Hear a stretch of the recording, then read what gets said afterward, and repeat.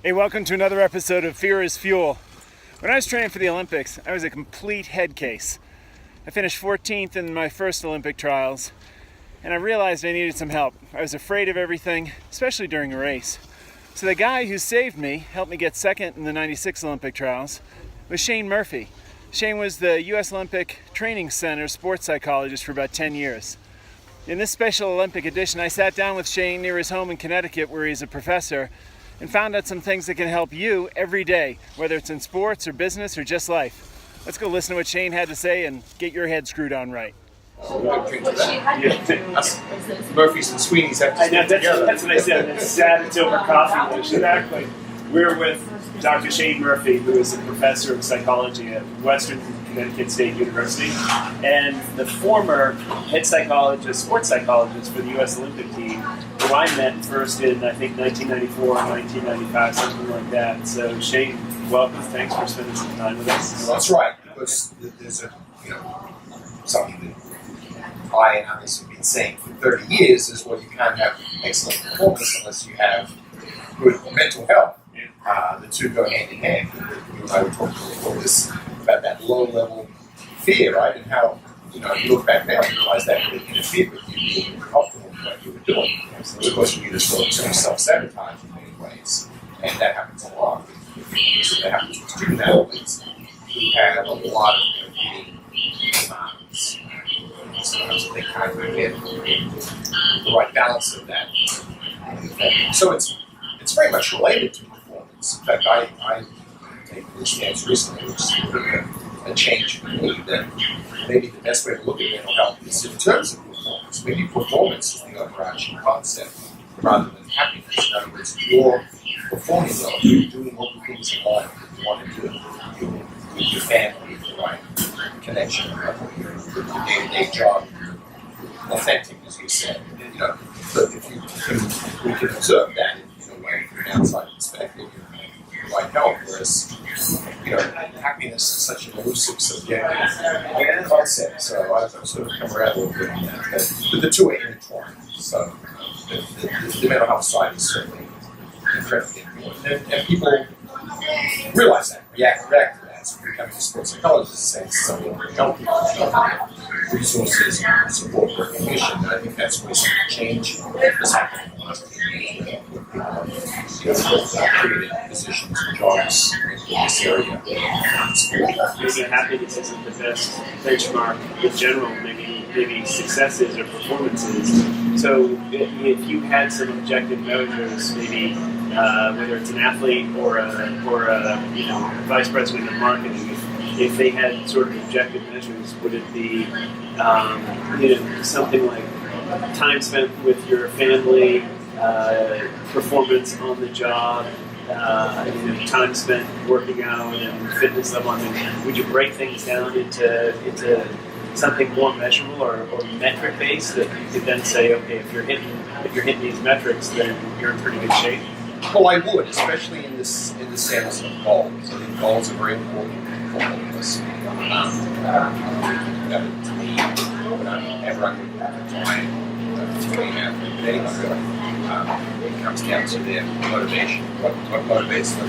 What makes them tick? What are they trying to get out of life at this particular moment? And so goals are the statement of that, the reflection of that. They need to be really well grounded on those motivations. Sometimes there's a disconnect even there. Yeah.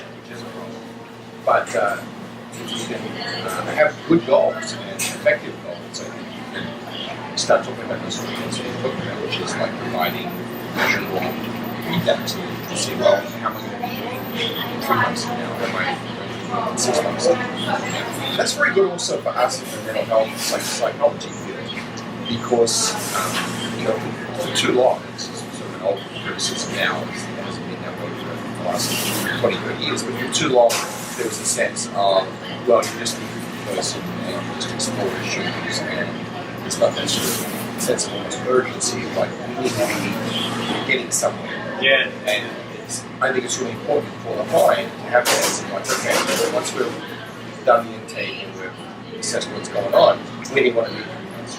And you hold me accountable as the counselor to saying, hey, we see that there's some progress going on. performance now. And if there's none, that's often a very good sign to go back and say, do we have it right? Maybe we're not looking at the right issues, or maybe the interventions that we're trying are not working. But that progress that you mentioned, let's assume you and I sat down together, and then is that progress based on some metrics like performance, or is it hey, I want to feel less anxiety when I present to my CEO, or I want to feel less anxiety when I get up to the plate?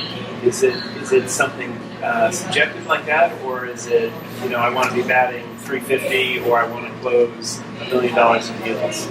How do you discern those? Well, it's interesting. To me, the second one is slightly more important because partly in the field of my hand as a sports psychologist, it is the performance in which we're evaluating. But that's true of the vice president of marketing as well, the guy who's the manager of his local branch or whatever, the bank. So those metrics are very important. And the other thing which is really interesting, as an athlete, is the subjective experience often doesn't jive with the performance. Yeah. So you'll go out there at times and you will have that fear and you'll feel incredibly anxious, right? So if we were just to measure that, we'd say, oh, it's a failure, right? The person's still anxious, but yet I can help them and they can help to learn for themselves how to be able to get up there and give a speech in front of people that terrified them 3 months ago with a smile on their face and, really connecting with the audience.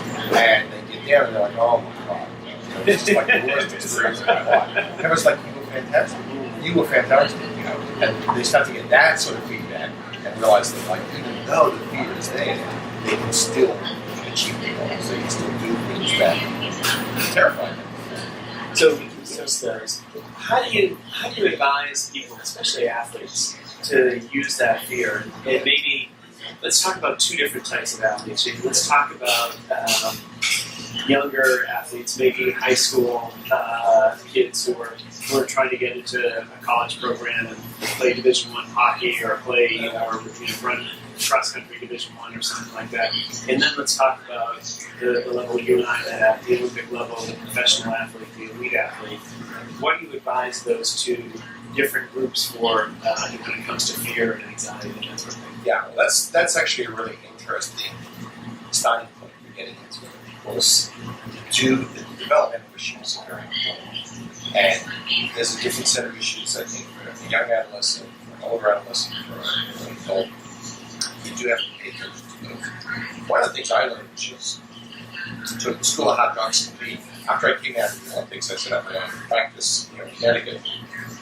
So I still have a gold medal psychological consultants. And I thought, well, I work with folks like you, people like you, through my lucky connections. I did a little bit of that. I worked with the kayak team up 2000 Olympics, Stoker team for the 2002 Olympics. But by far and away, which really surprised me, by far and away the largest percentage of people just walking the floor, my clients, were adolescents. They were kids.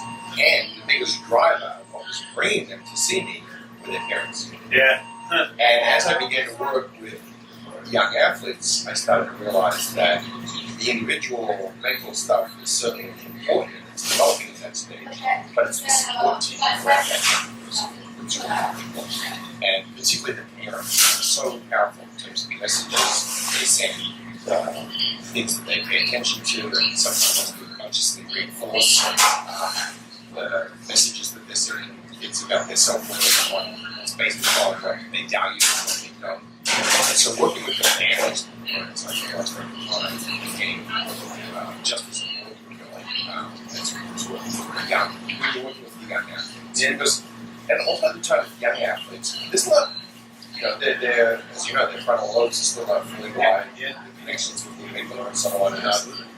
No, they're not that anxious, really. There are some kids who are naturally anxious, but a lot of them, they're not overanalyzing. They're not overthinking it the way that a 19-year-old or a 21-year-old might be starting to. Yeah, that might start to affect them long-term in their career. But the 12, 13, 14-year-olds, they really just want to get up there and do it and have fun. And have fun. And so it was easier in a sense working with them on the individual level and much more challenging, realizing had to work with the parents and give them the skills where they could negotiate with these authority figures in their lives, parents, coaches, to get what they wanted out of the sport experience and not what the parents. In fact, I wrote a whole book about it. It's called Cheers to the Tears in around 1999. And it's amazing the response I've got. I mean, I still meet coaches. I was playing tennis at my tennis club the other day, and they were having a clinic, and one of the guys came over and said, "Do you remember me?" And I was like, "No." He goes, "We did a workshop back in like 1998, and we use it for the English coaches to do tennis." And it's like, I think what he said, we realized like we're not doing anything. Oh wow! And that's great. Yeah, this is so nice. That's really cool. So. So I think those developmental issues now as you get older. So let me just clarify, Shane, before we go to the older ones. What are you telling the kids about negotiating with your parents, and then what are you telling the parents about listening to the kids? So for the parents, just the simple message is all around the kids, for the kids, it's for the kids, right? It's not for you. It's not like you said you have a daughter. How old is she now? 14. Oh, she's 14. Yeah. So has she done sports? And two sons who want to be NHL players, 13 and Right. Yeah. So as a parent, how if you're just like watching them play, like you can feel so emotionally invested. Like when they do well, it's a high. Oh, yeah. When they do badly, you crush to them. Yeah. So just helping parents with that, probably like that's okay, it's natural, but you've got to do more something. You've got to step back from that and be asking yourself all the time, like, what is my son like? How can I support them to just get the most out of it? Because a lot of them, the goals are really irrational. Like a lot of parents in Fairfield County, it's true. I've been in states. It's funny. I'll go to like Chicago and I'll get off the plane and I'll say, "You know what? We're so glad you came to talk to our parents. They're the worst in America." And then I'll fix that about the parents. And they'll go to Atlanta and I'll be like, "Our parents here." These hockey moms, forget Right, it. exactly. So, that's sort of funny. But to realize that all these goals that they often have about, it'll be the way to graduate somewhere to get a scholarship to get to university, and it just happens so rarely, And it's just thinking it logically, it's a terrible investment in your time and money if you think that's going to pay off down the road. I mean, an injury, one broken leg away from that being a career end, so kid suddenly decides they don't like it anymore, or they're much more interested in chess that they're good at, or whatever, So trying to get that message across and have them realize what it's for the kid to get you happy, to develop self-confidence and confidence to be good at something, to maybe find something that they really enjoy doing for the rest of their lives. I mean, I'm so lucky. I look back, I started playing tennis when I was 10, and I just turned 60. And I love tennis, and it's fit, and it's a social activity for me, but